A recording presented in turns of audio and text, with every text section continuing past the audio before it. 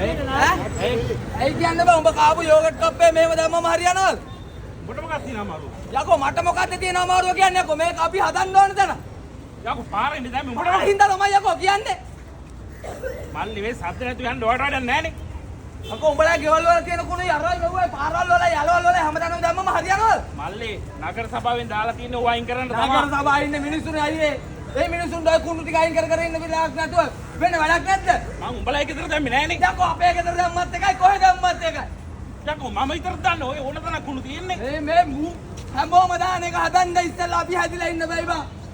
පොඩ්ඩක් තේරුම් ගන්න. හරි ඔච්චර වන්න අයින් කරපන් ඔය තියෙන කප් එක. යකෝ කාලකන්ණි වැඩ කරන්න එපා. ටොපියක් කෑවට පස්සේ ටොපිය කොලේ විසික් කරනවා. උඹලා ගන්න ඒකේ ආතල්ලක විතරයි. අයිසක මිනිස්සු අර ඉස්පිරිතාල වල මැරෙන්න හදනවා. මල්ලි තමන්ගේ වැඩක් බලාගෙන පාඩු ඉන්නවද? තමන්ගේ වැඩක් බලාගෙන ඉඳපු හින්දා තමයි මේ රටට කෙලවිලා තියෙන්නේ ඔය. මොනවද කෙරවිලා කියන්නේ? අමේකාම ඇවිල්ලා මේක හැදුවා නම් මෙහෙම වෙන්නේ නැහැ. දැන් තමුසි කියන්නේ ඕක තමයි මොකද්ද වෙන්නේ කියලාකෝ. වෙද්ද කියන්නේ යකෝ. මිනිස්සු කී දෙනෙක්ට ඔක අමාරුවක්ද? දැන් කුණු කඳු වෙලා.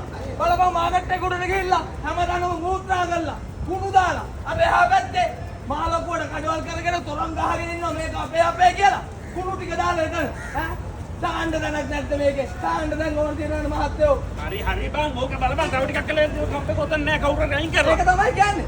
මේක දැක්කට පස්සේ තව එකෙක් ඇවිල්ලා දානවා. මේ නගර සභාවේ මිනිස්සුන්ට වෙන වැඩ නැහැ කියලා හිතුවද? බලපන් මේ අහිංසක මිනිස්සයා මේ කෙල ගහලා තියනවා. කොච්චර මේ අයින් කරනවද? අපිට යකෝ කෙල ටිකක් දැක්කට පස්සේ කොච්චර අපිරියයිද? මේ මිනිස්සයා බලන්න මේ මිනිස්සයෝ පොඩ්ඩක් තේරුම් ගන්න. තේරුම් ගන්න දෙයක් නෑ මල්ලි නිකන් ඉන්න ඔයාගේ වැඩ බලා ගන්න ගිහිල්ලා. කියවන්න මෙතන උදේ පාන්දර. සමුසල මස්ත බල්දු ඉන්නේ උදේ පාන්දර කියවද්දි. අයියේ. කවුදර කෝල් කීයක් ගත්තද ඔය? අහන්න ගන්න බෑද? ඒ මොකක්ද අවුල්? බාලන කන්නඩ පුදුලා නැති වෙලා. අපේ පුංචි? ඔව්. ඇයි? ඩෙන්ගු ඇදිලා. අන්නඩ ගම දෙවනත් කරනවා බං. PHI ඇවිල්ලා. මොනවා? අම්ම දාන්නවද අඩ ගන්නවා. කොයි වෙලේද? කොවිද තිකන අද උදේ. මට කෝල් එකක් ගන්න ඉබේ. කෝල් කීයක් ගත්තද? කෝල් කීයක් ගත්තද බලන්නකො තමසෙට. මමත් මේ උණ ඇදලා ඉස්පිරි දාලා යන ගමන් ওই පුංචිලන්ට නැති වෙලා. මොනවද කරන්නේ? අනේ මොනවද මෙතන වෙන්නේ? මේක උදේ පාන්දර කෑ ගහන්න පටන් ගත්තා නැත්නම් හොස්පිටල් එකට එනවනේ. කෑ ගහන්න කියන්නේ දැන් උඹට තේරෙනවද කරලා තියෙන වැඩේ? තමන්ගේ ගෙත් මැරෙන්න ඕනේ අකෝ වේදනාව දැනෙන්න. තමස මෙතනත් යෝගට් එකක් කාලා දැම්මද ඔයි ගෙදර හැමතරම පොලිති. ගෙදර තියෙන ඒවත් හැමදාම ගිහින් දානවා. මොනවද ඔයි කරන්නේ තමස? ගෙදර තියෙන පොලිතින් ටිකත් එහා පැත්තේ ගෙදරට ගිහින් දානවා. ලැජ්ජාවක් නැද්ද ඔයි? කියන්න ලැජ්ජයි තමස මගේ අයියා කියලා. මෙච්චර උඩ ඇදලා ඉන්නවා ඉස්පිරිතාලේ ගිහින් බල්ලා චූටි තරමට ඔයි. ඩෙන්ගු හැදිලා මැරෙනවා පඩ ඇද.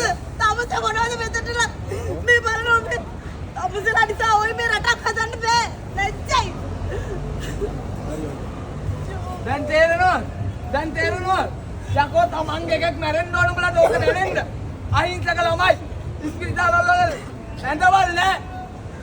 වේදනාවෙන් මැරෙන්නේ. මේ මෙව්ව හදන්න අපිට විතරක් බෑ මහත්තයෝ. PHI මහත්වරුන්ට බෑ. නගර සභාවට බෑ. පොලිසියට බෑ. අපි ඔක්කොම එකතු වෙන්න ඕන. පොඩ්ඩක් තේරුම් ගනින්න කවුරු හරි කුණු දානවනම් දැක්කේ නෑ වගේ මෙහෙම යන්න එපා. කතා කරපල්ලා බය නැතුව කොණ්ඩක් තියාගෙන. මේක අපේ නගරේ. අපි මේක හදාගත්තොත් තමයි අපේ පොඩුන්න තරක් දෙන්නේ. පොඩ්ඩක් හිතපල්ලා. එතකොට මේ බස් එකේ යන ගමන් ටොපියක් කා ටොපි කොලේ දාලා චොකලට් එකක් කා චොකලට් කොලේ දාලා මේ කර්මවල වලට මුල ගහන්නේ අපිමයි. එහෙම නිසා වැඳලා කියන්න කන ටොපි කොලයක් දාන්න එපා. දාන්න ඕන තැන් තියනවානේ මහත්තයෝ. දැක්කද මෙතන මේ මහත්තයා මේ කරපු ලොකු වැඩේ.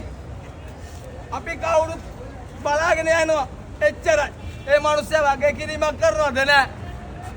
කවුරුත් කෙල ගහන තැන සුද්ධ කරා. මේ මහත්තුරු ඇවිල්ලා මේ ඇයි කට ගැටෙනකන් කියන්නේ. ළමයි වේදනාවේ විඳලා මැරෙන්නේ. දැන් උඹට තේරෙනවද උඹ කරපු වැඩේ? සමාවෙන් වන්නේ. මගෙන් නෙමෙයි සමා ගන්න ඕනේ සමාජෙම. අපි ඔක්කොම එකතු වෙලා මේක හදමු. දැන්වත් උඹ කරපු වැරද්ද නිවැරදි කරපන්.